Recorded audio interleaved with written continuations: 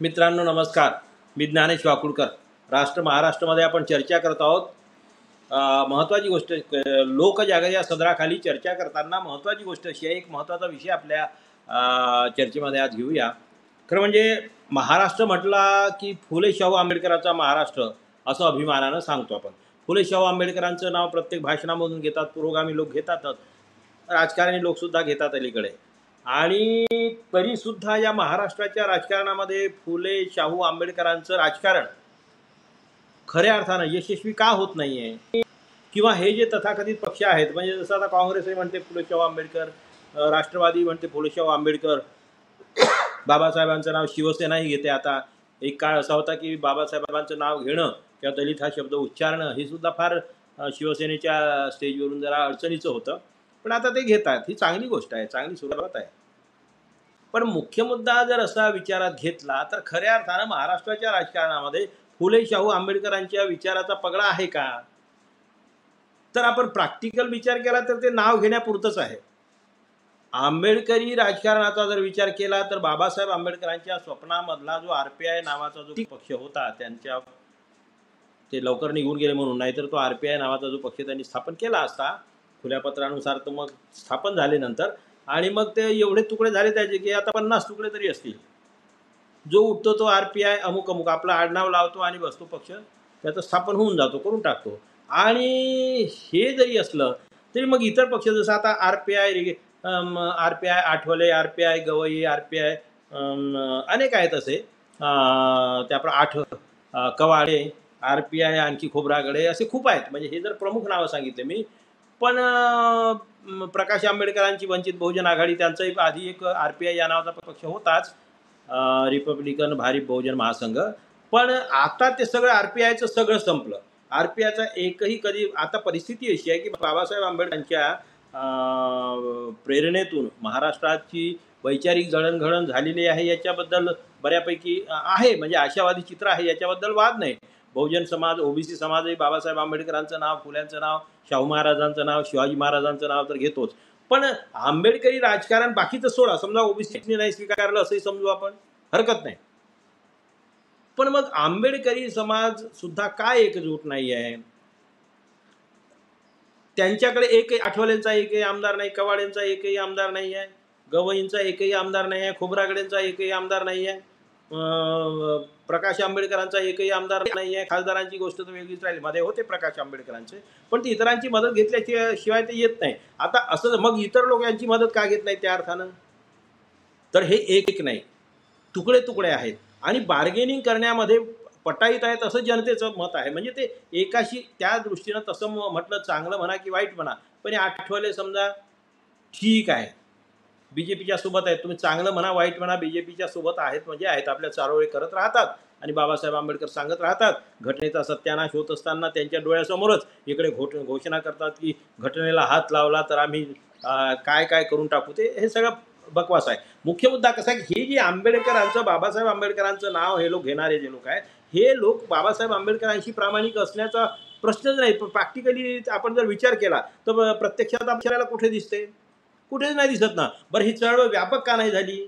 तर व्यापक ही चळवळ अशी नाही झाली की त्यामधला जो एक महार समाज जो आहे तो प्रामुख्यानं पुढारलेला होता इतरांच्या तुलनेमध्ये. आणि त्यामुळे एक गोष्ट स्पष्ट आहे, यात कुणाला दोष देण्यात अर्थ नाही. जो पुढारलेला समाज असतो की नाही, किंवा समजा कुणबी ही जात घेतली आपण एक उदाहरणार्थ म्हणून, तर त्याच्यामध्ये जसं तिरळे कुणबी समजा पुढे आहेत, आर्थिकदृष्ट्या संपन्न आहेत, त्यामुळे ते मग शैक्षणिकदृष्ट्याही संपन्न होतात, मग ते राजकारणातही संपन्न होतात. म्हणजे इतर कुणब्यांच्या तुलनेमध्ये तिरळे कुणबी पुढे असणार. किंवा समजा SC मधलाही जो एक महार समाज आहे तर तो इतरांच्या तुलनेमध्ये पुढे आहेत, कारण त्यांनी बाबासाहेब आंबेडकरांनाही लवकर स्वीकारलं, त्यांच्याप्रमाणे मग शिक्षण घेतलं, मग त्यामुळे पुढे गेले. ते बाकीचे समाज मागे राहिले, त्यांनी बुद्ध धर्मसुद्धा स्वीकारला. आता धर्म स्वीकारणं हा एक वेगळा भाग आहे, पण खऱ्या अर्थानं त्यांचा विकास जो झाला तो आर्थिक सुविधा त्यांना ज्या मिळाल्या त्यातून मग यांची जीवनदृष्टी बदलली, हे स्पष्ट आहे. आता या सगळ्या परिस्थितीमध्ये कसं झालं की मग हा समाज जो आहे बाबासाहेब आंबेडकरांचं नाव घेणारा, तर त्यांनी इतरांना न्याय दिला का? तर तोही न्याय दिलेला नाही. मग त्यासाठी त्यांना काय आपण जर असं म्हटलं तर ते काय म्हणतील, लोकांनी यावं, आम्ही काय नाही करणार, आम्ही काय जबरदस्ती नाही करणार का, त्यांनी का धर्म स्वीकारलेला नाही. म्हणजे मग तीच गोष्ट जसे इतर प्रस्थापित इतरांच्या बाबतीमध्ये म्हणतात ना, जसं समजा उच्चवर्णीय असतील, ब्राह्मण असतील किंवा मराठी असतील, ते म्हणतील किंवा तुम्हाला कोणी अडवलं होतं, तुम्ही पुढे का जात नाही, तुम्ही या ना पुढे, पण तुम्हीच मागे राहता, तुमचं समर्पण नाही. म्हणजे आणि ही नैसर्गिक प्रक्रिया आहे.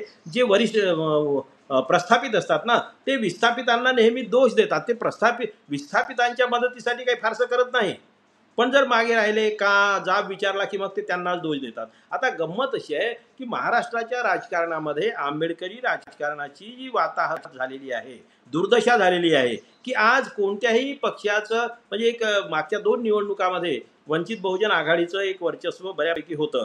45 लाख काहीतरी मतं लोकसभेला मिळाली होती. त्यावेळेस त्यांच्यासोबत MIM सुद्धा होती. नंतर मग विधानसभेला ती मतं 23 लाखापर्यंत काहीतरी आली. आता ती आणखी कमी होण्याची शक्यता आहे. आता बघू प्रत्यक्षामध्ये. पण लोकांच्या मध्ये त्यांनी जे प्रकाश आंबेडकरांनी जे बाळासाहेब आंबेडकर हे बाबासाहेब आंबेडकरांचे सख्खे नातू असल्यामुळे त्यांच्याबद्दल जी सहानुभूती होती तीही आता गायब झालेली आहे. आता लोक त्याही बाबतीमध्ये विचार करायला लागलेले आहेत. आणि बाळासाहेब आंबेडकरांनी नेहमी या बाबतीमध्ये त्यांचं राजकारण नेहमीच संशयास्पद राहिलेलं आहे, यात काही वादच नाही आहे, ते कुणी सांगण्याची गरज नाही आहे. आता काही त्यातही अंधभक्त जे आहेत ते तर त्यांचं काम आहे. ते जसं मायावतीला म्हणजे इकडे आंबेडकरी चळवळीतले किंवा आंबेडकरी पक्षामधले जे अंधभक्त आहेत ते मायावतीच्या नावानं ट्रोल करणार, मायावतीचे जे अंधभक्त आहेत ते आंबेडकरी राजकारणाच्या दृष्टीने यांना ट्रोल करणार, हे असं सगळं आहे. पण आता ट्रोलबाजी तर आपल्या देशाच्या राजकारणामध्ये महत्त्वाचा घटक झालेला आहे. काही वर्ष चालेल ते, ती विकृती सुद्धा फार काय काळ टिकणार नाही, कारण शेवटी विकृती ही विकृतीच असते, ती संपणारच आहे. आणि त्याच्यामुळे मानवतावादी समतावादी जी संस्कृती असेल, जे कल्चर असेल तेच टिकणार आहे. आणि म्हणून गांधींच्या विचाराचा विरोध करणारे बरेच लोक जे आंबेडकरवादी आहेत त्यांनी काय एकांगीपणा स्वीकारल्यामुळे, म्हणजे पुणे कराराच्या बाबतीमध्ये गांधींच्या नावानं एवढी बोंब मारली जाते. खरं म्हणजे पुणे करारामुळे कुठेही नुकसान झालेलं नाही. डबल सीटा झाल्या, अर्ध्या झाल्या असत्या. आजची परिस्थिती अशी आहे की राखीव जागावरती कुणाचे येतात, RPIचा कुणी येत नाही, आमदारही येत नाही, खासदारही येत नाहीत, यांची ताकद नाही आहे. तिथे BJPचे लोक जास्त आहेत. कारण काय झालं की महार समाज म्हणून जो एक समाज आहे जो पुढे आहे, त्याच्याऐवजी जे मुख्य प्रवाहातला हा जो समाज आहे त्याच्याऐवजी तर मातंग आहे, समजा ढोर आहेत, चांभार आहेत, आणखी काही जे समाज आहेत, त्या समाजाला यांनी जवळ न घेतल्यामुळे तो समाज स्वतःला मागासवर्गीय हिंदू किंवा SC हिंदू SC असं म्हणून घेतो. आणि त्याच्यामुळे काँग्रेस असो, भारतीय जनता पार्टीनं, मग शिवसेनेनं सुद्धा अशा प्रकारची चाल केली की त्या लोकांना तिकीटं द्या.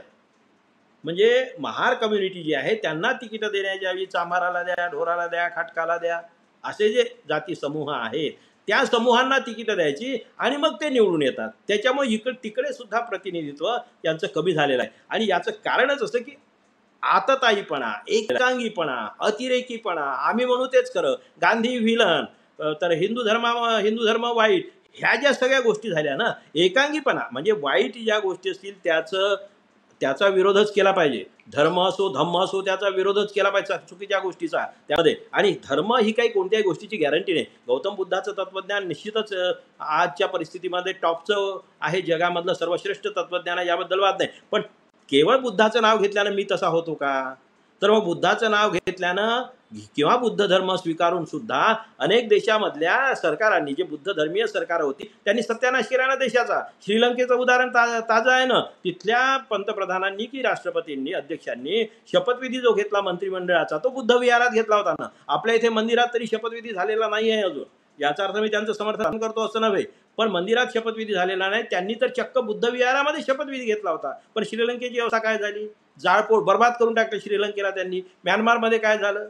म्यानमारमध्ये तर रोहिंग्या मुसलमानांच्यावरती केवढे अत्याचार झाले, किती अत्याचार. आणि म्हणून गंमत कशी आहे की धर्म तुम्हाला किंवा कोणती एखादी विचारधारा तुम्हाला गॅरंटी देत नाही, तुम्ही कसे वागता याच्यावर त्याचा रिझल्ट अवलंबून आहे. आणि म्हणून महाराष्ट्राच्या राजकारणाचा विचार करताना आंबेडकरी राजकारणाची दुर्दशा जी झाली त्याचं कारणच हे आहे की हे एकागी चालतात, हे कुणाला सोबत घेत नाहीत.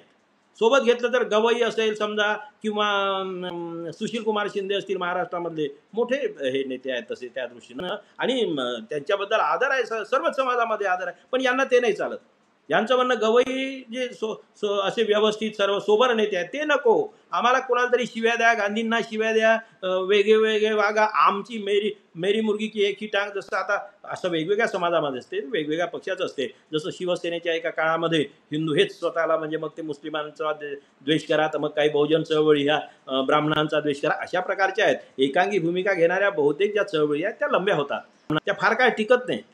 फार काय टिकत नाही. तर मी सांगतो तुम्हाला, कोणी किती मोठ्या महापुरुषाचं नाव घ्या, तुमचा महापुरुष मोठा आहे की लहान आहे हा मुद्दा महत्त्वाचा नाही, तुम्ही त्या महापुरुषाच्या चांगल्या गोष्टींचा स्वीकार किती प्रमाणात करता हे महत्त्वाचं आहे. आणि या दृष्टीनं आंबेडकरी चळवळी, आंबेडकरी राजकारण हे महाराष्ट्रामधून जवळपास हद्दपार झाल्यासारखं झालेलं आहे. बाळासाहेब आंबेडकरांच्या निमित्तानं थोडंफार दुखदुखी होती. या निवडणुकीमध्ये त्यांनी जे काही असे स्टेटमेंटबाजी केली किंवा त्यांनी जी भूमिका घेतली, त्यामुळे त्यांची होती नव्हती जी काही प्रतिष्ठा आहे किंवा शक्ती होती, तिलाही मोठ्या प्रमाणामध्ये ओहोटी लागण्याची शक्यता आहे. हे अतिशय दुर्दैवी आहे, हे अतिशय दुर्दैवी आहे. आणि म्हणून मला असं वाटते की असं डबक्याचं राजकारण करण्याच्या ऐवजी, जसं आता मराठा समाजानं सुद्धा ती चूक केली की ते एक मराठा लाख मराठा असं म्हणताना ओबीसीच्या नेत्यांना टार्गेट करतात, त्यांना शिवीगाळ करतात. हे मराठा समाजानं अतिशय वाईट आहे. त्याचीही त्या दृष्टीनं तेही वाईट टाकले जातील मराठे, त्यांना जर वाटत असेल यांच्या चुकीमुळे, अशा आतताईपणामुळे तो समाज सुद्धा राजकारणाच्या मुख्य प्रवाहातून बाहेर फेकला जाऊ शकतो. ओबीसीचं राजकारण नॅशनल राजकारणाच्या अजेंड्यावरती आलेलं आहे, मुख्य अजेंड्यामध्ये आलेला आहे. हे अतिशय महत्त्वाची गोष्ट आहे. राहुल गांधी यांनी जनगणना सर्वांची करू, आम्ही ओबीसीची जनगणना करू, जातीने जनगणना हे आश्वासन दिलेलं आहे आणि ते करतील, त्यामध्ये काही अडचण येण्याचं कारण नाही. त्या दृष्टीनं देशाचं राजकारण बदलेल. आणि म्हणून मग सर्वसमावेशक राजकारण करायचं असेल तर तुम्हाला गांधींच्या शिवाय पर्याय नाही. बाकी तुम्ही किती सांगा, किती ओरडा, किती घोषणा द्या, किती बढाई मारा, किती कोणत्याही महापुरुषाचं नाव घ्या, पण कोणताही महापुरुष तुम्हाला द्वेष करायला सांगत नाही, त्याचा विपर्यास करता तुम्ही. त्यांनी एखादी मांडणी केली असेल की या समाजानं किंवा या नेत्याच्यामुळे ही गोष्ट त्यांची चुकली असेल, तर तुमच्या प्रत्येक नेत्याच्या चुका होतात अशा. काळानुरूप ते बदलत गेलेले आहेत. महात्मा गांधी बदलत गेले, बाबासाहेब आंबेडकर बदलत गेले, शिवाजी महाराजांना वेगवेगळे निर्णय घ्यावे लागले, महात्मा फुल्यांनी वेगळे निर्णय बदलले असतील काही, शाहू महाराज, हे स्वाभाविक आहे. काळानुरूप माणूस बदलत जातो, काळानुरूप चळवळी बदलत जातात, काळानुरूप राजकारणामधले डावपेच बदलत जातात. फक्त तुमचं इंटेन्शन इमानदार असावं, इंटेन्शन धोक्याचं नसावं, इंटेन्शन बेईमानीचं नसावं. आणि त्या दृष्टीनं आता महाराष्ट्राच्या राजकारणाची पुनर्मांडणी करण्याची वेळ आलेली आहे आणि त्यामध्ये ओबीसीच्या हातामध्ये मोठा रोल राहणार आहे. ओबीसीच्या नेतृत्वानं आतापर्यंत जी लाचारी केली ती विसरून जर ओबीसी आणि डोळसपणे त्यांच्याकडे कार्यक्रम असला पाहिजे. नुसते जिंदाबाद, जय भवानी, जय शिवाजी आणि शिवाजी महाराज, तुकाराम महाराज आणि फुले शाहू आंबेडकर असे नुसते नावं घेऊन चालणार नाही. तुमच्याकडे निश्चित कार्यक्रम असायला पाहिजे, तुम्ही डोळसपणे पुढे जायला पाहिजे, तुमच्याकडे समर्पण असायला पाहिजे. जे समर्पण असल्याशिवाय कोणताही समाज पुढे जाऊ शकत नाही. मग तो त्याला आंबेडकरी समाजही अपवाद नाही, त्याला ओबीसी समाजही अपवाद नाही, त्याला मराठा समाजही अपवाद नाही आहे. ज्या ज्या लोकांनी कारखाने आणि संस्था उभ्या केल्या मराठ्यांनी, त्यांचं त्या त्या क्षेत्रामध्ये समर्पण होतं, हे तुम्हाला नाकारता येणार नाही. उलट ओबीसी मधल्या मंत्र्यांनी आपली घरं भरणाऱ्या वेगवेगळ्या संस्था स्थापन केल्या आणि त्या डुबवल्या, कारण यांचं समर्पण नव्हतं. आंबेडकरी समाजामधल्या सुद्धा नेत्यांचं समर्पण फारसं दिसत नाही. त्यामुळे आता कवाडे असो, आठवले असो, किंवा आता प्रकाश आंबेडकर वेगळा पक्ष असला तरी पुन्हा ती त्याच वाटेवरती आहेत. आणि गवईंचं तर संपूनच गेलेलं आहे. महाराष्ट्रामधलं दलित नेतृत्व संपून गेलेलं आहे. नवं नेतृत्व एखादं कुठं पुढे आलं तर चांगली गोष्ट आहे, नाहीतर जे काय होईल. पण आजच्या परिस्थितीमध्ये मात्र फुले शाहू आंबेडकरांचं नुसतं नाव घेतलं जाते, पण महात्मा फुल्यांचे अनुयायी सुद्धा कोणाला तरी शरणागत आहे. आणि तेही भाजपासारख्या सांप्रदायिक शक्तींना, धर्मांध शक्तींना शरण गेलेले आहेत. ही अतिशय लाजिरवाणी गोष्ट आहे. पुढचं बघूया. आता लवकरच निवडणुका आहेत, त्यानंतर विधानसभेच्या निवडणुका आहेत. त्या विधानसभेच्या निवडणुकीपूर्वी महाराष्ट्राच्या राजकारणाची नव्यानं बांधणी करावी. ओबीसीचा मुख्यमंत्री 52% ओबीसी आहेत, 60%च्या जवळपास आहे. ओबीसी मुख्यमंत्री, बहुजन सरकार, आणि अशा प्रकारची मागणी घेऊन, अशा प्रकारची मांडणी घेऊन आपल्याला पुढे जावं लागेल. लोकजागर हेच करत आहे आणि त्या दृष्टीनं महाराष्ट्राचं राजकारण आपल्याला बदलावं लागेल. शेती आहे, पाणी आहे, वीज आहे, शिक्षण आहे, आरोग्य आहे. आणि म्हणून या सगळ्या प्रश्नांच्या संदर्भात एक चांगली मांडणी घेऊन आपण पुढे जाऊया अशी विनंती करतो. या लोकसभेच्या निवडणुकीमध्ये डोळसपणे मतदान करा अशी विनंती करतो आणि थांबतो. धन्यवाद.